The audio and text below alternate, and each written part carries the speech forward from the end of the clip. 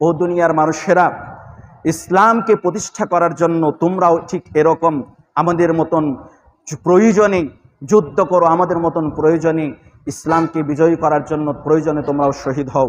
কিন্তু দুঃখজনক হলো সত্য, সম্মানিত উপস্থিতি, আমরা আজকে তাদের মতন ইসলাম কবুল করতে পারি নাই, তাদের মতন ইসলাম কবুল করতে পারি নাই। আমরা আজকে বাপদাদার ইসলাম কবুল করেছি, কিন্তু তারা কিন্তু বাপদাদার ইসলাম কবুল করেন নাই। আমরা একটা জিনিস আমরা প্রত্যেকেই জানি, নিজে যে টাকাটা অর্জন করা হয়, নিজে যে অর্থ সম্পদ অর্জন করা হয়, সেই অর্থ সম্পদের সেই টাকার কিন্তু মূল্যায়ন বেশি থাকে।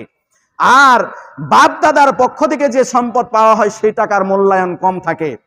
দেখবেন রাস্তাঘাটে এমন কিছু কিছু যুবক আছে, বাবার টাকা আছে, দাদার টাকা আছে, ভাইয়ের টাকা আছে, সেই বাপ ভাইয়ের টাকা দিয়ে মোটর সাইকেল লাগবেই, মোটর সাইকেল কিনে এমনভাবে তারা রাস্তাঘাটে চলে, মনে হয় যেন তাদের ছাড়া দ্বিতীয় কেউ নাই, তারাই মানুষ আর সব অমানুষ, আর মানুষগুলোকে পশু পাখি মনে করে তারা।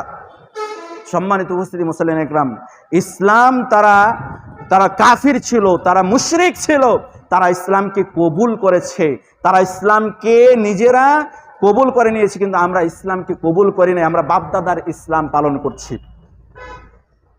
আমরা যদি সত্যিকার অর্থেই ইসলামকে কবুল করতে পারতাম, তাহলে আমরাও সেই ওহুদের ময়দানে যারা কাফিরদের আঘাতে শহীদ হয়েছে তাদের মতন ঈমান আমাদেরও হতো।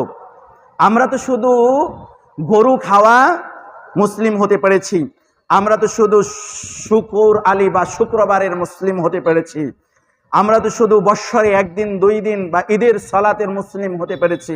আমরা সত্যিকারে অর্থে মুসলিম হতে বা ঈমানদার হতে পারি নাই। সম্মানিত উপস্থিতি,